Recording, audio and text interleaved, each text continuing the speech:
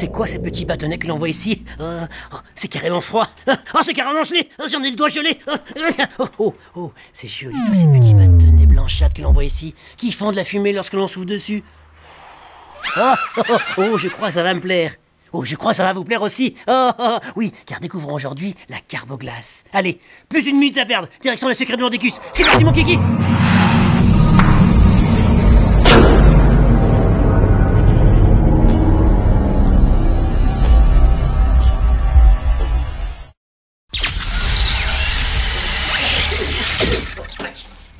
Il est l'heure aujourd'hui de vous parler d'un gaz très utilisé en effets spéciaux. Et oui, le CO2.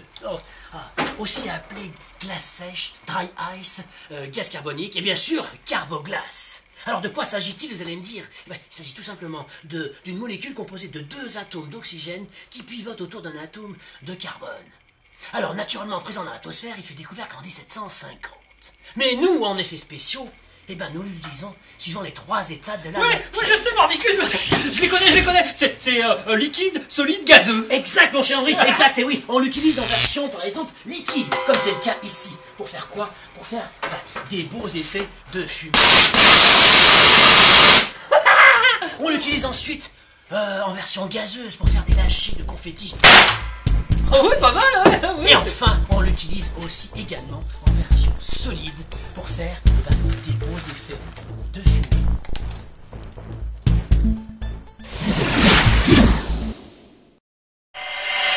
Mais attendez, mais Mordicus, mais on dirait des craies, vos trucs, là. Ça, c'est ce qu'on appelle des sticks de CO2. Et oui, c'est fabriqué à base de gaz carbonique de qualité alimentaire. Alors, bien sûr, leur longueur varie. On peut les trouver de 1 à 5 cm, car ils sont très fragiles. Leur diamètre est environ de 19 mm. Et par contre, ils sont très très froids. Parce qu'ils sont à moins 78,5 degrés Celsius. Oui, donc, attention à la manipulation. Mettez bien des gants quand vous touchez des sticks de CO2. Et ce qui est bien avec le CO2, comme ceci, c'est que ça vous permet de faire des effets magiques dignes de grands magiciens. Un stick, un verre, de l'eau chaude. Et voilà le résultat.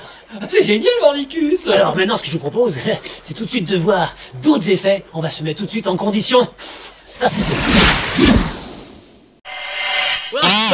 Nous voici en condition. Moi en sorte de vieux magicien et vous en sorte de Harry P. Harry P, ouais. Alors, reste à faire la démonstration. Regardez mon chaudron avec ma potion magique. Donnez-moi votre coupe de feu. Allez, un petit peu. Oui. Et voilà. C'est magique, hein. Le mien ne fume pas beaucoup.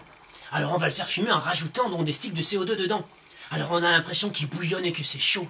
Mais non, bien au contraire, c'est froid, c'est carrément froid. Alors bien sûr, plus la différence de température sera importante, par exemple de l'eau chaude avec des sticks de CO2 très froids, plus l'effet sera démentiel. Regardez. Mais attendez, mais Mordicus, regardez, mais c'est sublime. Je dirais même mieux, c'est sublimation. Passage de l'état solide à l'état gazeux. Alors bien sûr, vous allez me dire comment on pourrait colorer cette fumée. Il n'y a pas d'autre possibilité que d'utiliser des projecteurs lunaires.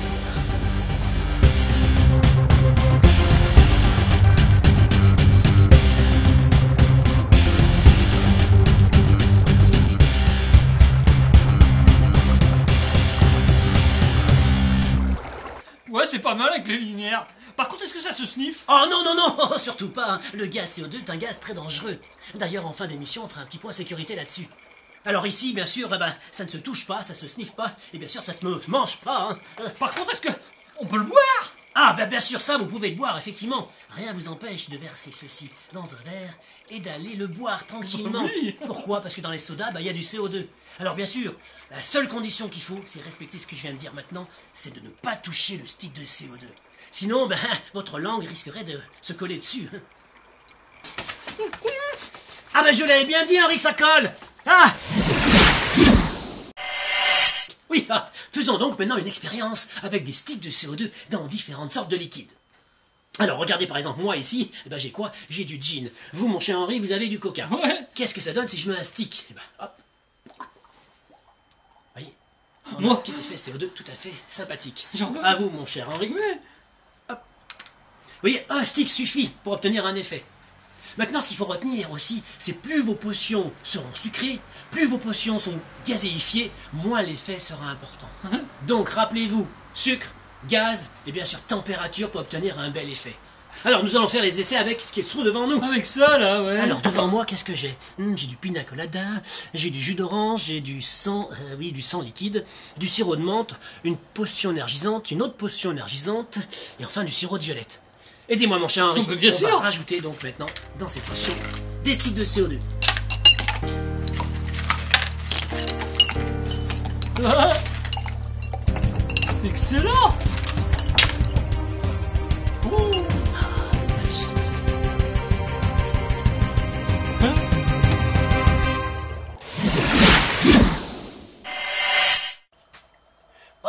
Un petit café mon cher Henri. Bah oui. Et, oh, ouais, ouais.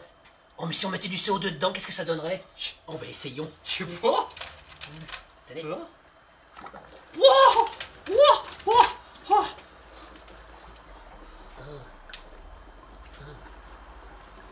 Oui bah... Je crois que le café c'est pas pour aujourd'hui, hein. Ah mais ça bulle, regardez-moi ça.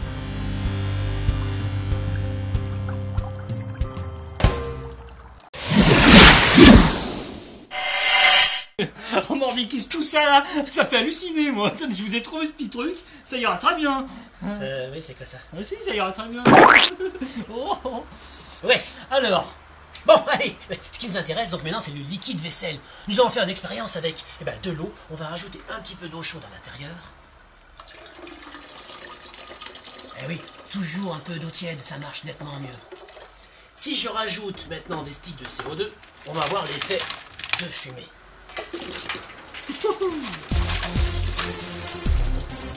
Ça, vous connaissez.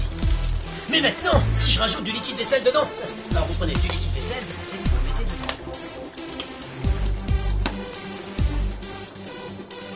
Attendez que ça réagisse. oh, oh, oh, ouais, ça pète. Regardez. Ça. Alors bien sûr, ça fait des sortes de bulles qui vont éclater. D'accord. Alors bien sûr, on peut faire d'autres expériences avec ceci. Regardez.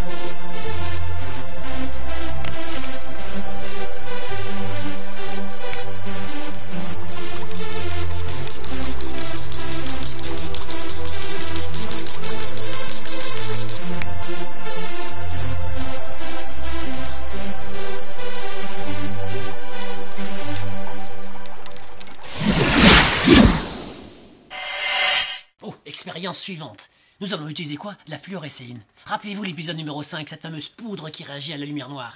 Eh bien, on va en mettre là-dedans. Et regardez ce que ça va donner sous UV.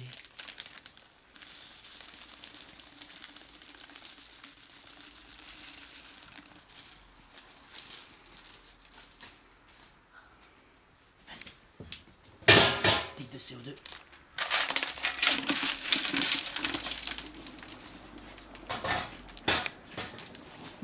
Et il n'y a plus qu'à regarder.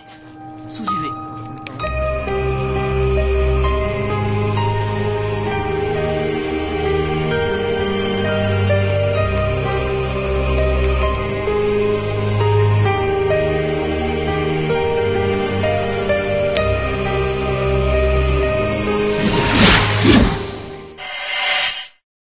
Oh, autre petite particularité du CO2 réside dans la transformation du solide en gaz dans un volume clos. Qu'est-ce qui va se passer? Augmentation successive de la pression et risque d'éclatement. Alors, regardez par exemple ce ballon de baudruche. Qu'est-ce que je fais? Si dedans je rajoute un stick de CO2, hop. On va en mettre deux pour que ça aille plus vite. Qu'est-ce qui va se passer?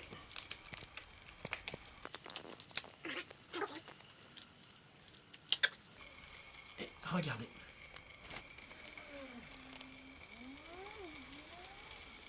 Et oui, la pression augmente et le ballon se gonfle. Regardez maintenant les expériences que l'on a fait en extérieur. C'est dans ce petit coin de nature aujourd'hui que nous allons tester notre expérience. En faisant quoi? En prenant une bouteille de cola remplie aux 3/4 d'eau, dans lequel je vais mettre quoi? Eh ben des sticks de CO2. Oh bien sûr c'est une expérience que vous pouvez pas tenter chez vous, hein. Car si je la fais, c'est pour vous montrer le danger vis-à-vis donc de CO2 dans un milieu clos. C'est parti mon kiki.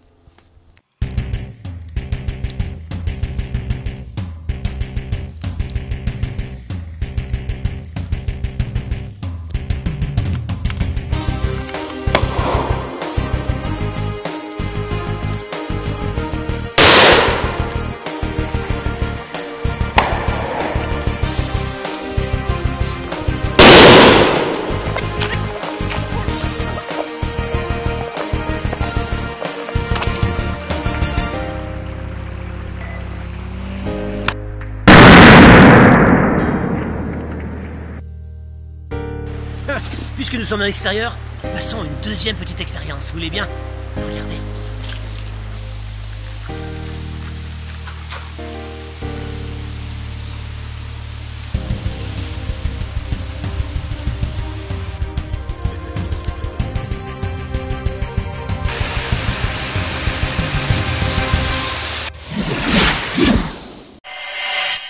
Oui, passons maintenant aux machines à fumée lourde.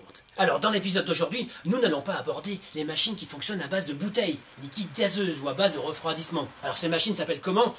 Glaciator, Icefog Compact, Icefog Q, Cryofog. Tout ça, on verra ça au cours d'un prochain épisode, si vous le souhaitez. Donc, écrivez-nous. Là, on va s'intéresser plutôt aux machines qui fonctionnent à base de sticks de CO2. Alors, il en existe plusieurs modèles sur le marché. Vous avez des petites machines comme c'est le cas ici, et vous avez des grosses machines, comme par exemple les Jumbo, qui font 18 000 watts en puissance électrique. C'est énorme, mais vous avez encore plus gros. Les Power Tour, Icefog 40 par exemple, qui font 36 000 watts en puissance électrique. Alors revenons à ce qui nous intéresse, les petites machines comme celle-ci. Alors, celle-ci par exemple s'appelle une pea souper. Ça fonctionne comme une friteuse grosso modo. Vous avez quoi? Vous avez donc à l'intérieur un petit panier dans lequel vous allez mettre vos sticks de CO2, à peu près 10 kg. Mais en dessous du panier, vous avez de l'eau, vous remplissez d'eau, alors vous arrivez à peu près à ce niveau-là. Vous avez bien sûr un petit morceau de liège qui vous indique si vous avez la bonne quantité d'eau. C'est une petite voyante qui se trouve ici. Là, vous avez donc une résistance qui se trouve au fond, qui permet de chauffer l'eau. Alors comptez bien à peu près 30 minutes de chauffe. Hein. Il faut bien que ça chauffe. Ensuite, vous mettez vos sticks de CO2.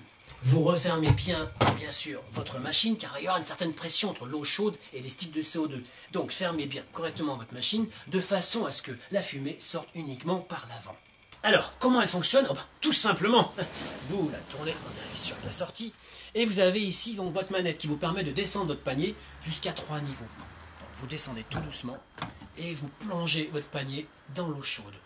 Là, vous allez pouvoir couvrir une surface de 40 mètres carrés sur 3 à 6 minutes. Alors, ce que je vous propose maintenant, c'est justement de faire la démonstration de cette machine.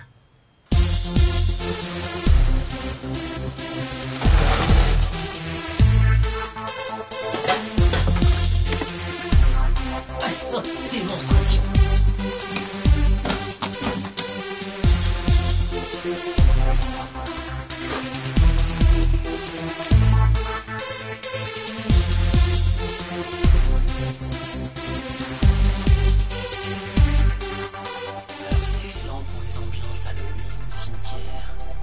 Ce qui est bien, c'est que cette fumée descend les marches d'escalier sur scène. Donc on peut faire des tableaux réellement magiques.